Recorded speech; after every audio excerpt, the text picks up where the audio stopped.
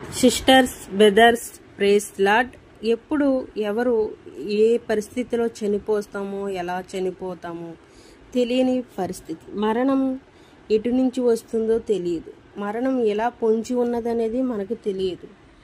అహ్మదాబాద్లో విమాన ప్రమాద యావత్తు ప్రపంచాన్ని దిగ్భ్రాంతి గురిచేసింది.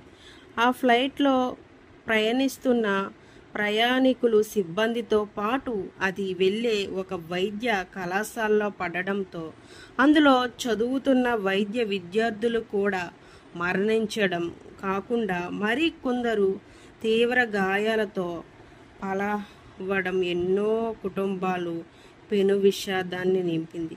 ఎన్నో ఆశలతో కొత్త జీవితాన్ని ప్రారంభించడానికి వెళ్తున్న నవవధువులు కుటుంబాలు తన వలన చూసుకొని మళ్ళీ వస్తాము అని, మళ్ళీ త్వరలోనే వస్తాము అంటూ బయలుదేరిన వారందరూ తమ విద్యతో నలుగురికి ఇది ఆరోగ్య రక్షణ కల్పిద్దాము అనుకున్న విద్యార్థులతో సహా తిరిగి రాని లోకాలకి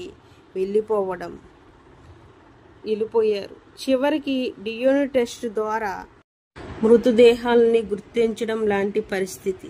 మృత్యువు ఇలా ఎప్పుడు ఎవరిని ఏ రకంగా దరి చేర్చుకుంటుందో తెలియదు అనడానికి ఇది మరో నిదర్శనం. అందుకే మనం ఉన్నన్నాళ్ళు మన వాళ్ళతో ప్రేమ అనురాగాలను పంచుకుంటూ మనస్వార్థాలని కోపాలని పక్కన పెట్టి మన వాళ్ళందరితో ప్రేమగా జీవిద్దాం. హల్లెలూయా.